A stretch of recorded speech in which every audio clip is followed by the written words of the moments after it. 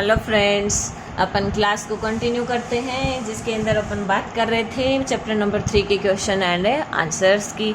तो देखिए अपन बात करते हैं क्वेश्चन नंबर 12 की। 11th क्वेश्चन अपन ने डिस्कस कर लिए हैं। तो देखिए, platinum, gold and silver are used to make jewellery, यानी इनकी अपन को रीजन बताने हैं कि ये इन्हीं को अपन क्यों यूज कर रहे हैं। तो अपना फर्स्ट क्वेश्चन क्या कह रहा है कि प्लेटिनम, गोल्ड एंड सिल्वर इनको आप क्यों यूज करते हो ज्वेलरी मेक करने के लिए। तो देखिए, ये मेटल्स अपनी क्या होती हैं, लाइए अपने माइंड के अंदर अपनी एक्टिविटी सीरीज को। Platinum, gold and silver activity series के बॉटम में प्रेजेंट होती हैं, यानी नॉन रिएक्टिव होती हैं ये। तो देखिए, these metals are unreactive, they do not react with oxygen and other gases present in air and with moisture, thus their shine is maintain. यानी अपनी जो platinum, gold and silver metal हैं ये क्या होती हैं, नॉन रिएक्टिव होती हैं। तो ये अपनी एटमॉस्फेयर के अंदर जो प्रेजेंट गैसेज हैं, ऑक्सीजन एंड अदर, उनके साथ रिएक्शन नहीं करेंगी, और ऑक्सीजन के साथ रिएक्शन नहीं करेंगी तो ऑक्साइड भी नहीं बनाएंगी। तो ऑक्साइड नहीं बनाएंगी तो इनकी जो साइनिंग है वो क्या रह जाती है, मेंटेन रह जाती है। इसलिए अपन इन मेटल्स का क्या करते हैं, ज्वेलरी बनाने के अंदर यूज करते हैं। फिर अपन बात कर लेते हैं, एक और भी आप दे सकते हो कि जो अपने गोल्ड एंड सिल्वर हैं ये क्या होते हैं, मैलिएबल एंड डक्टाइल होते हैं, इसलिए भी अपन इनका यूज कर सकते हैं ज्वेलरी बनाने के लिए। लेकिन मोस्ट रीजन ये अपना ये रहेगा कि ये क्या होती है, नॉन रिएक्टिव होती है, ऑक्साइड फॉर्म नहीं करती है ऑक्सीजन से रिएक्शन करके, तो इनकी साइन क्या रह जाती है, साइनिंग मेंटेन रह जाती है। बात करते हैं सेकेंड क्वेश्चन की। Sodium, potassium and lithium are stored under oil. Sodium, potassium and lithium कहाँ स्टोर रहती है, ऑयल के अंदर। और वो क्यों रहती हैं, क्योंकि अपने एक्टिविटी सीरीज के अंदर ये मेटल्स प्रेजेंट होती हैं ऊपर की तरफ, और ऊपर जो मेटल प्रेजेंट होती हैं वो मोस्ट रिएक्टिव होती हैं। वो एटमॉस्फेरिक ऑक्सीजन और जो और गैसेज हैं उनके साथ रिएक्शन करके ऑक्साइड बनाती हैं और फायर कैच कर लेती हैं। इसलिए इनको अपन कहाँ रखते हैं, ऑयल के अंदर स्टोर करके रखते हैं। तो देखिए, इसका आंसर अपन ने यहाँ लिखा है, sodium, potassium and lithium are highly reactive metals who react with oxygen so violent then they catch fire to prevent accident fire, they are stored under kerosene oil. इस जो अपना एक्सीडेंटल जो फायर है या फायर का accident जो हो सकता है उससे बचाने के लिए अपन क्या करते हैं, इन मेटल्स को केरोसिन ऑयल के अंदर स्टोर करके रखते हैं। देन बात करते हैं question number C. Aluminium is highly reactive metal yet it is used to make essentials for cooking. ये जो अपना एल्यूमिनियम है ये हाईली रिएक्टिव होता है, फिर भी अपन इसको यूज किसके अंदर कर रहे हैं, अपने एसेंशियल्स को जो बनाने के, कुक के एसेंशियल हैं उनको बनाने के लिए अपन यूज करते हैं इसको, एल्यूमिनियम को। क्यों, तो देखिए इसका रीज़न ये है कि this is because aluminium is good conductor of heat. Aluminium form a layer of aluminium oxide at high temperature which is prevent the further corrosion. यानी अपना एल्यूमिनियम क्या होता है, हाईली रिएक्टिव होता है, ये अपन जानते हैं क्योंकि एक्टिविटी सीरीज के अंदर ये ऊपर की तरफ प्रेजेंट होता है। तो देखिए, ये हाईली रिएक्टिव है फिर भी अपन इसका यूज कर रहे हैं। क्यों कर रहे हैं, क्योंकि ये गुड कंडक्टर होता है हीट का, और जो एल्यूमिनियम है वो एक अपने चारों तरफ एक लेयर बना के रखता है एल्यूमिनियम ऑक्साइड की। तो एल्यूमिनियम जो ऑक्साइड की लेयर है वो उसको फर्दर ऑक्सीडाइज्ड होने से बचा लेती है, इसीलिए अपन इनका एल्यूमिनियम का यूज करते हैं। फिर बात करते हैं अपने क्वेश्चन नंबर डी की। तो देखिए, carbonate and sulphides ore are usually converted into oxides during the process of extraction. यानी अपन ने जो कार्बोनेट एंड सल्फाइड और है जो यूजुअली अपन किन में कन्वर्ट कर रहे हैं, इनको ऑक्साइड्स के अंदर कन्वर्ट कर रहे हैं। वो क्यों करते हैं, जो अपना प्रोसेस था एक्सट्रैक्शन ऑफ मेटल्स का उसके अंदर। तो देखिए ऐसा क्यों होता है, क्योंकि अपन मेटल को जो प्राप्त कर रहे थे वो रिडक्शन के थ्रू प्राप्त कर रहे थे। तो जो अपने सल्फाइड और कार्बोनेट और हैं इनका अपन इजीली रिडक्शन नहीं करवा पा रहे हैं। देन कंपेयर ऑक्साइड, यानी ऑक्साइड इजीली रिड्यूस होकर के अपन को मेटल प्रोवाइड करवा देते हैं। तो देखिए, it is easier to reduce oxide than the carbonate and sulphide to the metals. इस तरह से अपने ये क्वेश्चन कंप्लीट होते हैं, अपने आप में बहुत ही इम्पोर्टेंट है। चलते हैं अपने नेक्स्ट क्वेश्चन, क्वेश्चन नंबर 13।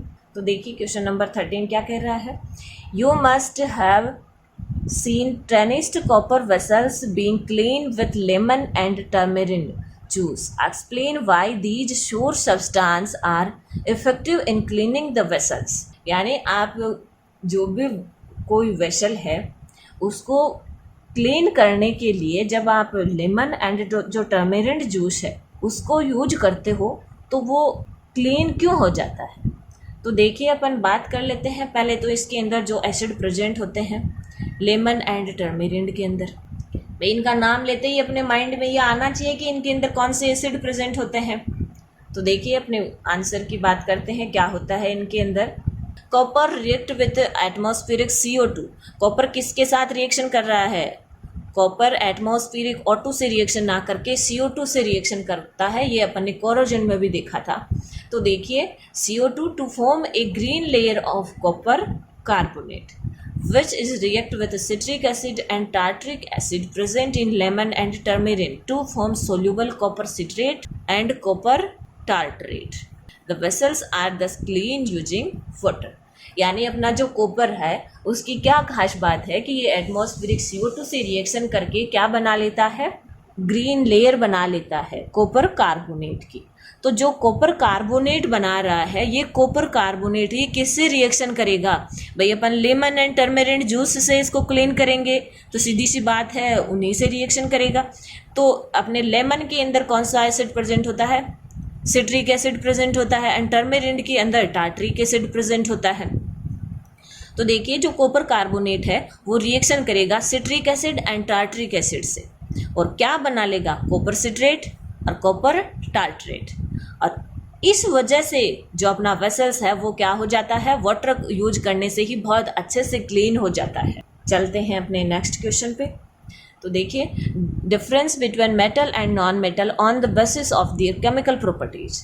यानी मेटल एंड नॉन मेटल को अपना डिफरेंस करना है उनकी केमिकल प्रॉपर्टीज के बेस पे।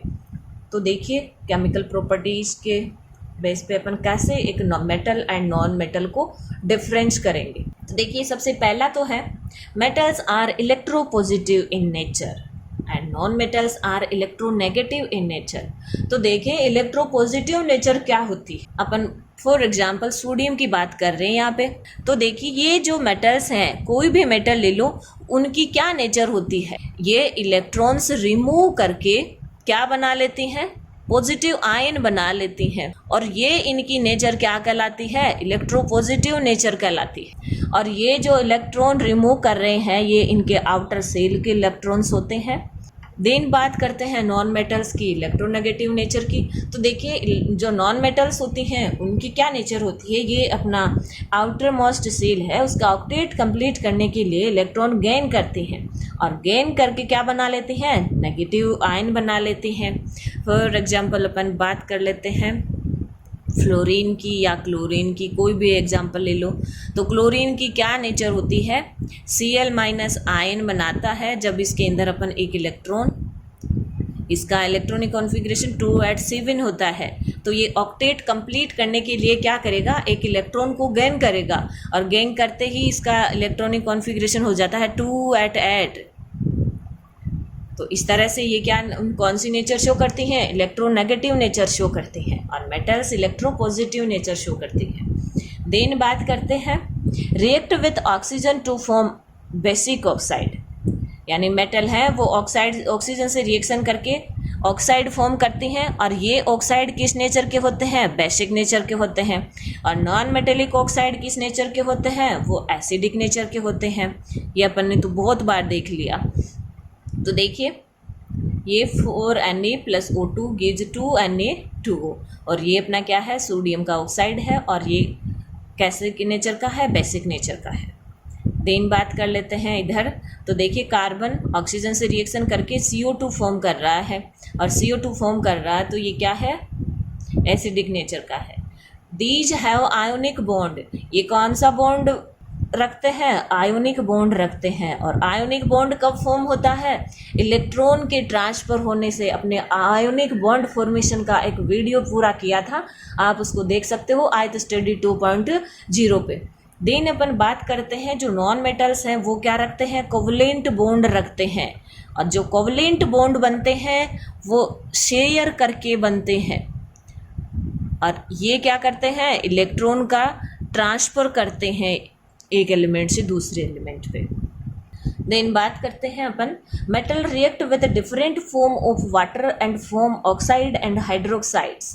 जो मेटल है वो वाटर के डिफरेंट फॉर्म के साथ रिएक्शन करती हैं। कुछ कोल्ड वाटर से करती हैं, कुछ स्टीम से करती हैं, कुछ हॉट वाटर से करती हैं। क्या बनाती हैं? ऑक्साइड एंड हाइड्रोक्साइड बनाती हैं। जैसे 2Na + 2H2O गिव्स 2NaOH और हाइड्रोजन गैस प्रोड्यूस करवा। देन बात करते हैं अपन नॉन मेटल्स की। तो non metals do not react with water. अपनी नॉन मेटल्स हैं वो वाटर के साथ रिएक्शन नहीं कर पाती हैं। बात करते हैं नेक्स्ट डिफरेंस की। React with dilute acid and form A salt and hydrogen gas. जो मेटल्स हैं वो डाइल्यूट एसिड के साथ रिएक्शन करके क्या बनाती हैं? साल्ट एंड हाइड्रोजन गैस बनाती हैं। लेकिन सारी मेटल्स नहीं बनाती हैं। जो अपनी एक्टिविटी सीरीज के अंदर हाइड्रोजन से जो नीचे की मेटल्स हैं वो हाइड्रोजन गैस प्रोड्यूस नहीं करा पाती हैं। तो देखिए 2Na + 2HCl gives 2NaCl + H2। यानी ये जो सोडियम मेटल है ये क्या कर रही है? एसिड से रिएक्शन करके हाइड्रोजन गैस प्रोड्यूस करवा रही है। Non metals do not react with dilute acids, these are not capable to replacing hydrogen gas. यानी जो नॉन मेटल्स हैं वो डाइल्यूट एसिड से रिएक्शन नहीं करती हैं क्योंकि इनके पास इतनी कैपेसिटी नहीं रखती हैं कि ये हाइड्रोजन को रिमूव करा सके। इस तरह से अपना मेटल एंड नॉन मेटल का डिफरेंस कंप्लीट होता है। नेक्स्ट क्वेश्चन है क्वेश्चन नंबर 15। तो देखिए क्वेश्चन को अपन ने यहाँ पे राइट नहीं किया है क्योंकि एक बहुत लंबा चौड़ा क्वेश्चन है। तो अपन बात कर लेते हैं कि इस क्वेश्चन के अंदर अपन को ये कह रहा है कि कोई मैन है जो डोर टू डोर घूम रहा है और क्या कह रहा है कि अपने जो ऑर्नामेंट्स हैं उनकी साइनिंग वापस कराने के लिए कह रहा है। तो वो एक सॉल्यूशन रख रहा है और उस सॉल्यूशन के अंदर जब भी वो जो ऑर्नामेंट्स डालते हैं तो वो ऑर्नामेंट्स के जो ऊपर की गोल्ड की लेयर है वो डिजोल्व हो जाती है उस सॉल्यूशन के अंदर। और जो ऑर्नामेंट्स हैं या कोई भी, फॉर एग्जांपल अपन ने गोल्ड बेंगल्स का एग्जांपल आपके क्वेश्चन में दिया हुआ है, तो जो गोल्ड बेंगल्स उसके अंदर अपन डालते हैं तो गोल्ड बेंगल्स की साइन वापस आ जाती है। और वो क्यों आ जाती है? क्योंकि जो ऊपर की लेयर थी गोल्ड की वो डिजोल्व हो जाती है उस सॉल्यूशन के अंदर। और इस तरह से जो लेयर डिजोल्व होती है तो उस बेंगल्स का जो वेट है वो भी क्या हो जाता है? कम हो जाता है। तो इस तरह से ये अपना क्वेश्चन था। उसके अंदर ये पूछा गया था कि वो सॉल्यूशन अपना कौन सा है और इसकी क्या प्रोसेस रहती है। तो देखिए अपन यहाँ पे सिर्फ आंसर की बात कर रहे हैं, अपने आप में बहुत इंपॉर्टेंट है ये सॉल्यूशन। तो देखिए उसके लिए अपन यूज क्या करते हैं, उसका आंसर होता है एक्वा रेजिया। जो एक्वा रेजिया सॉल्यूशन है उसको अपन यूज करते हैं इसके अंदर। Which is a mixture of 3 parts concentrate HCl and 1 part of concentrate HNO3। जो एक्वा रेजिया है वो मिक्सचर होता है, उसके अंदर 3 पार्ट्स सोचते हैं कंसनट्रेट HCl के एंड 1 पार्ट होता है कंसनट्रेट HNO3 का। और क्या काम करता है? ये गोल्ड को डिजोल्व कर सकता है ये सॉल्यूशन। तो the man put the gold bangles in this solution. जो मैन घूम रहा है डोर टू डोर वो क्या करता है? गोल्ड बेंगल्स को इसके अंदर रख रहा है। The outer dirty layer of gold bangles dissolve in aqua regia bring out the shining bangles. The outer layer dissolve in aqua regia the weight was reduce drastic. यानी क्या होता है, जो मैन है वो अपने पास कौन सा सॉल्यूशन रख रहा है? एक्वा रेजिया सॉल्यूशन रख रहा है। और जो एक्वा रेजिया सॉल्यूशन है वो 3 parts concentrate HCl and 1 part है कंसनट्रेट HNO3। तो ये जो सॉल्यूशन है वो क्या कैपेसिटी रखता है? गोल्ड को डिजोल्व करने की कैपेसिटी रखता है। तो जो भी अपन ऑर्नामेंट्स देते हैं उसको साइन कराने के लिए, तो जो गोल्ड बेंगल्स उसने उस सॉल्यूशन के अंदर रखे तो जो आउटर लेयर है उस गोल्ड बेंगल्स की वो उसके अंदर डिजोल्व हो जाती है और उसकी साइन वापस आ जाती है। चूँकि जो डिजोल्व हुई है उसकी आउटर लेयर, इसलिए उसका जो वेट है वो भी क्या हो जाता है? कम हो जाता है। बात करते हैं अपने सेकेंड क्वेश्चन की। Give reason why copper is used to make hot water tank and not steel and alloy of iron. यानी अपन कॉपर को क्यों यूज करते हैं स्टील को क्यों नहीं करते, जो कि एक एलॉय है आयरन की। तो देखिए, electrical conductivity of a metal is decreased when it is alloy with another metal और नॉन मेटल। यानी जो इलेक्ट्रिकल कंडक्टिविटी है वो एक मेटल की जब डिक्रीज होने लग जाती है, कब, जब इनका अपन एलॉय बना लेते हैं किसी मेटल या नॉन मेटल के साथ। Thus the electrical conductivity of steel is much less than that of pure।